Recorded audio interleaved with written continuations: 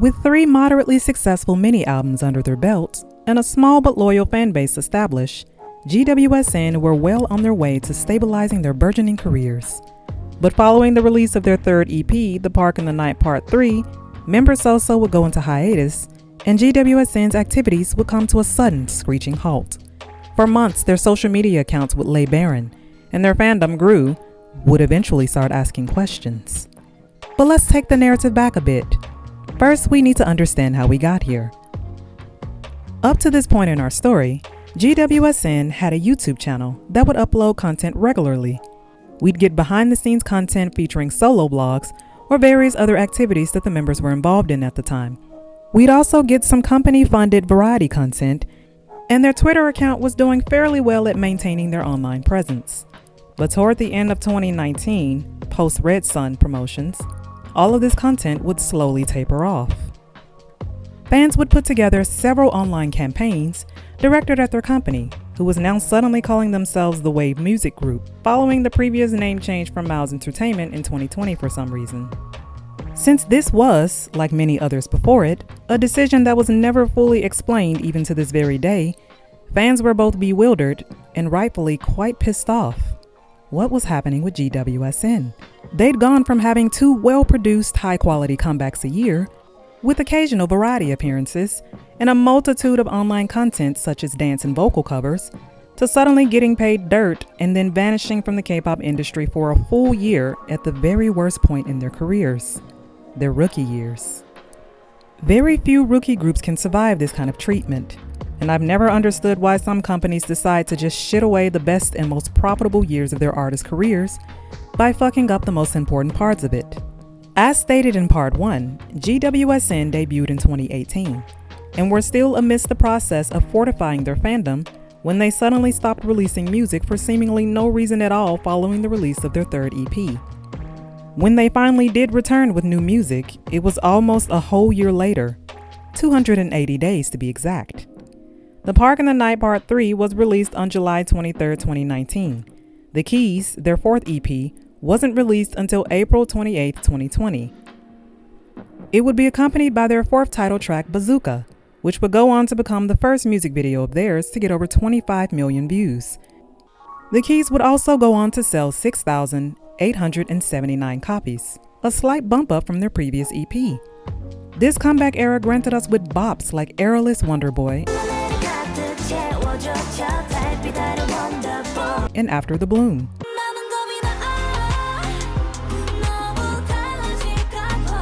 At this point, The Keys was also GWSN's best-selling album, and also the first time that they would appear on Studio Tune, a channel that got millions of new eyes on them and likely kicked up a bump of momentum for them.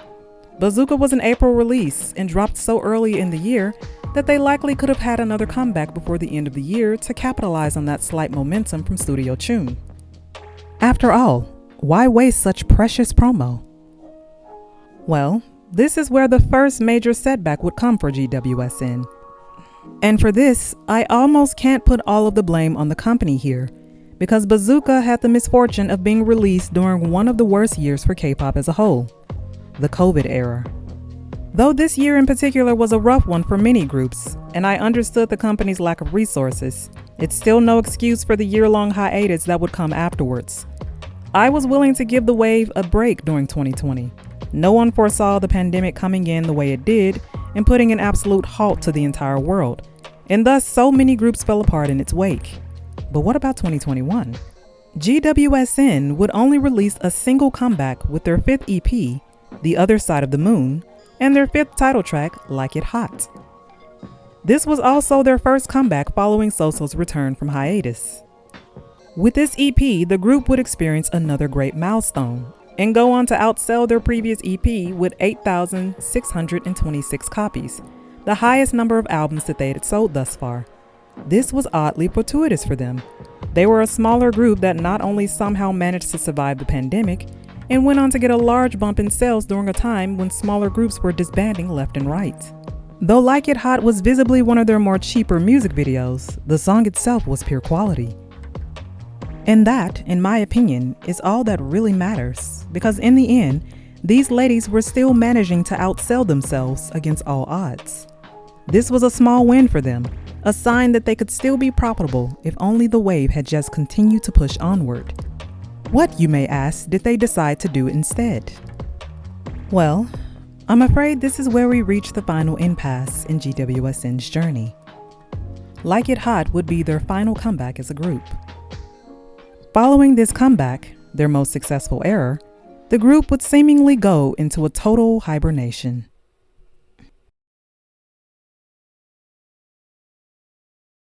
Their SNS communications would stop, their social media accounts would cease to be updated, their YouTube channel would fall into a state of barren disarray. It was all so sudden that no one had any idea what was going on. Of course, the pandemic still had its foot on everyone's neck, so most fans were very understanding about their lack of comebacks throughout 2020. But GWSN's online presence was damn near non-existent. And this is the bare minimum of building a profitable group, especially since it probably takes little to no money to maintain, and is often the only way smaller groups can even hold on to what little fandom that they have between comebacks that come once every blue moon. If the company had been a bit more transparent about their intentions, or at the very least informed fans of whatever the hell was going on the back end, such as how Saturday's company CEO did as we discussed in part 2, then most of the complaints that the wave received at this point would likely have been scaled back a bit. Sure, the fans would still be disappointed, but they would also be more determined and likely to put forth whatever effort they could to ensure the longevity of their favorite group.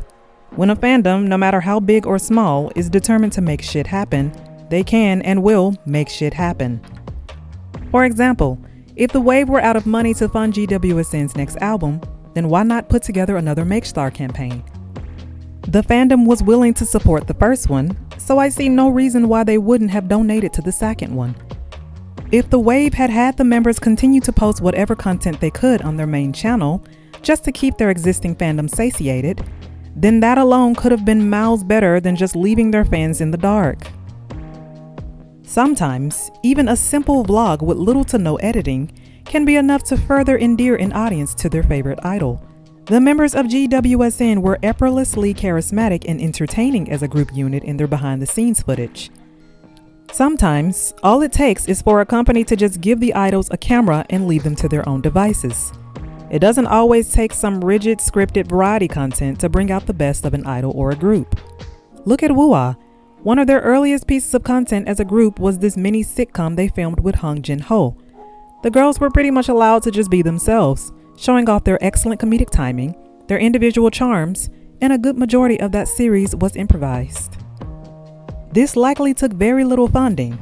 The members were just put in a boardroom with a host, given random prompts and questions to answer, and then allowed to proceed as they wanted from there.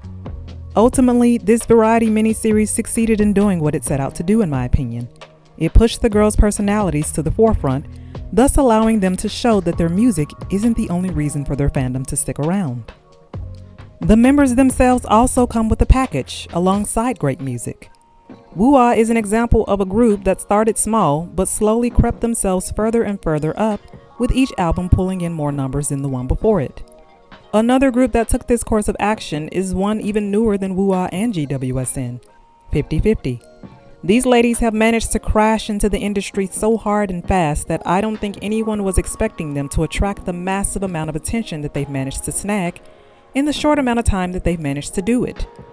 Aside from their addictively chill music, I believe that they were able to pull in more potential fans through their chemistry as a group, and the members themselves, who were also allowed to put their personalities at the forefront of the conversation, with this short company-funded reality series that premiered on their YouTube channel around the time of their debut. A more in-depth long-form series that they did for their Cupid promotions would also arrive shortly afterwards.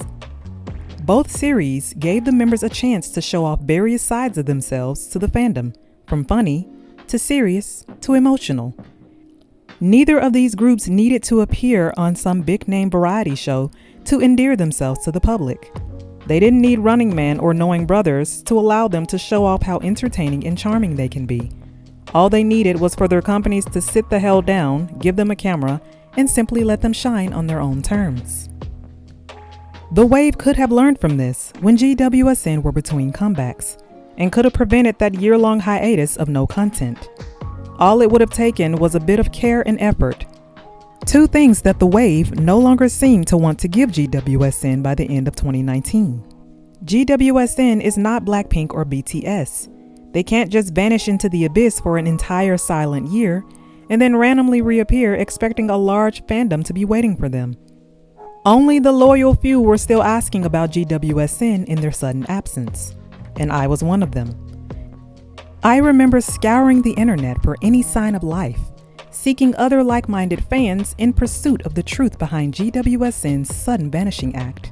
And as we were venturing through the dark ages of K-pop, i.e. the COVID years, I expected their activities to slow a bit, but never did I expect the answers I got when I finally did come across the awful truth behind their disappearance.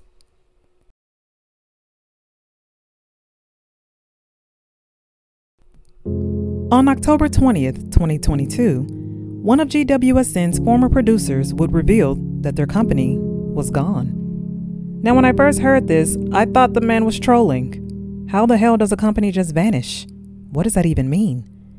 Then when I saw this particular post, it was all starting to fall together more neatly. This company, Kiwi Pop, Mouse, The Wave, or whatever the hell they were calling themselves, was a complete and utter sham. Following this devastating reveal, the floodgates would open, and suddenly many former employees were emerging from the woodworks accompanied by their own horror story as they recalled their experiences under the Wave's employment. Allegedly, this is a series of texts from one of the many correspondences between a former employee and the CEO of the Wave. In it, this employee is forced to resort to pleading with the CEO to pay them.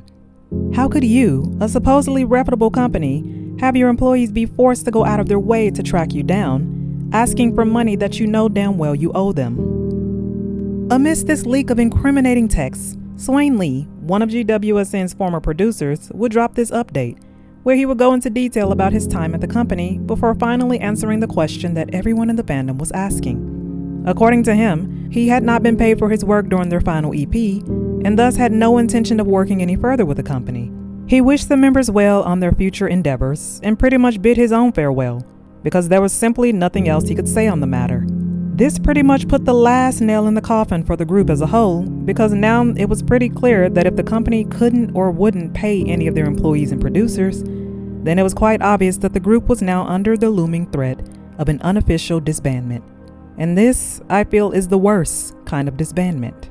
At least with an actual announcement of a group's halt in activities, you get a sense of closure. We would likely at the very least get a final single, an official farewell to the fandom that stuck by them through all of the trials and tribulations. To a smaller group, that kind of fandom bun is a solid one. Now, I'm not saying that larger groups don't give a shit about their fandom, because I've seen multiple instances of idol fan interactions that disprove this assumption.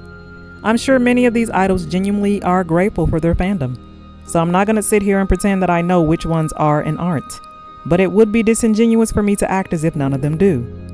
Regardless, what larger groups likely will never understand is the struggle and hardship that goes into building a fandom from the ground up.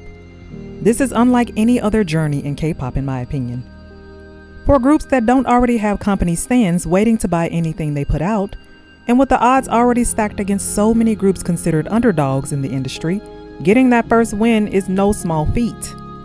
For groups that still have to street busk and attend festivals and even hold down part-time jobs in between promotions, the feeling that comes with knowing that you have any sort of fandom willing to have your back through it all must be one of the most heartwarming feelings any idol can attain, especially if you're from a company that doesn't even seem to have your back.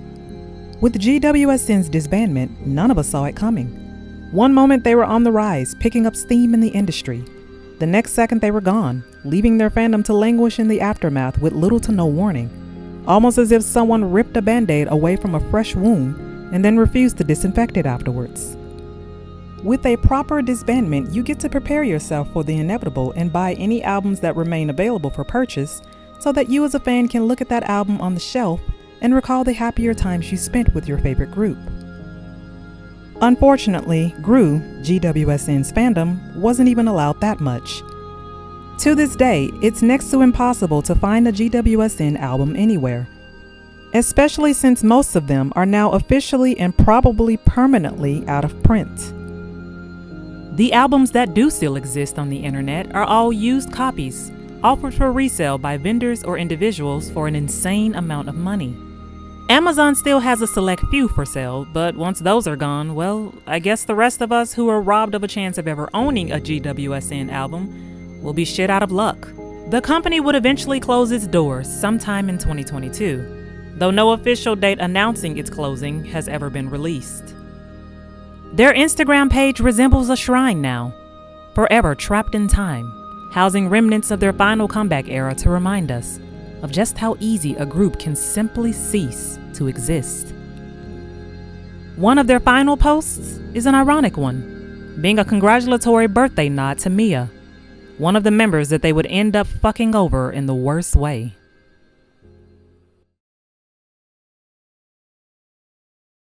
As of today, very little information about the members' current whereabouts is public knowledge.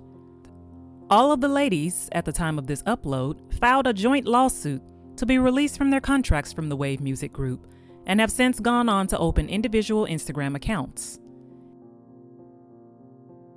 In this lawsuit, the members alleged that the Wave had been neglecting them since 2021, that they were forced to endure poor living conditions and were eventually evicted from their dormitories altogether when the company stopped paying the rent. This left them all homeless and jobless within the span of a year, with even two of the members, So-So and Mia, the former being from Taiwan and the latter from Japan, being stricken with criminal records due to the company's disregard to renew their work visas. After presenting these allegations, the group would go on to win this trial, though I've seen no word explaining if this will be the only trial they'll have to attend or if this is a one-and-done thing. I hope for their sake that this is the last time they'll ever have to bother with the stress of this lawsuit so that they can finally get on with their lives and salvage their careers. As for what the members are doing now, well, Sokyeon appears to livestream occasionally, keeping everyone updated about her day-to-day activities. Mia has since returned to her home country and signed to a Japanese label, though I found no further information revealing how she intends to proceed next in her career or if she'll ever set foot in Korea again. The other members have either quietly slipped back into life to live as private citizens for the time being, with no official word on when or where they intend to re-debut, or if they even have any plans to re-debut anywhere at all. Currently, the state of their YouTube channel lays in ruins, leaving us with a visual archive of footage featuring the members in their happier states, while we reminisce on the short time we had them and mourn the bitter days when we lost them. Sometimes while revisiting their old videos, it feels a bit like sifting through a nostalgic time capsule, rediscovering the moments that made us all laugh, made us all cry, as well as the moments that remind us of just how easy it is for a company to ruin so many lives and so many promising careers in such a short amount of time. I wish these ladies luck wherever they end up, whether they choose to return to the idol industry someday, or whether they choose to stay away from the spotlight. One thing that can never be tarnished, despite the incompetence of their company, is their stellar discography, their unmistakable talents, and the sheer impact they were able to make on the industry.